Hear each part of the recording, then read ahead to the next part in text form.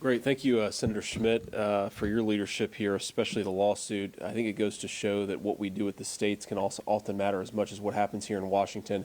There's so much we know about this because you guys took action as Attorney General. I thank you for that. Thanks, Senator Haggerty, for his leadership on this. We're going to join a lot of the legislation that's coming out of this body to try to fix this issue.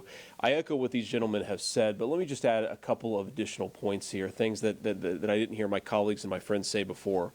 First of all, let's appreciate the human cost of big tech censorship. We now know that millions of American school children were locked out of their schools in a way that harmed their socialization, that increased depression among our young people, and we weren't having the proper debate about what we were doing to our kids because big tech was colluding with the federal government and making it impossible to have that debate. That had human costs. It harmed our children. I know people in Ohio, I know people in my own social circle whose children saw increases in depression because they couldn't go to school and learn. They couldn't go to school and see their friends. And why weren't they allowed to do it? Because we weren't having the debate that we should have been having in this country because big tech was preventing that from happening.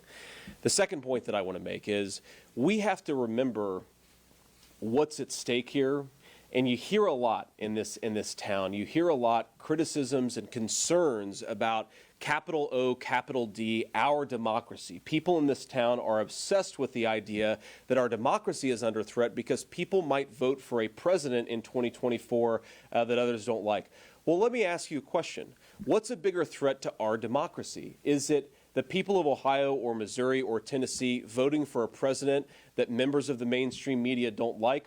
Or is it technology companies with financial interests in communist China working with our own FBI to censor the American people? One of those things is a threat to our democracy. The other is an enforcement and a reinforcement of it. So let's talk honestly about what's at stake here. Do we have the right to participate in the debate in our own country? Do the American people have the right to participate in the 21st century town square? Because all of us know that social media is the locus of so many of the debates that happen in our country. That's what's really at stake here, whether we have a real constitutional republic or whether we have a speech and debate system that's controlled by some of the most pernicious actors in our society. I think the answer is very obvious here. And the final point that I'd make before turning it over to questions is, look, I understand we live in a partisan town and we live in a partisan era.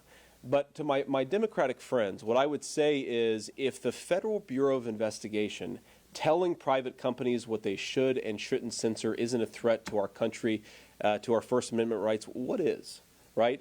I really believe, as partisan as things are, that if the shoe was on the other foot, that if the FBI was telling Facebook and Google and other entities to censor Democratic viewpoints, we would be up here saying this is a travesty and it's a threat to the First Amendment.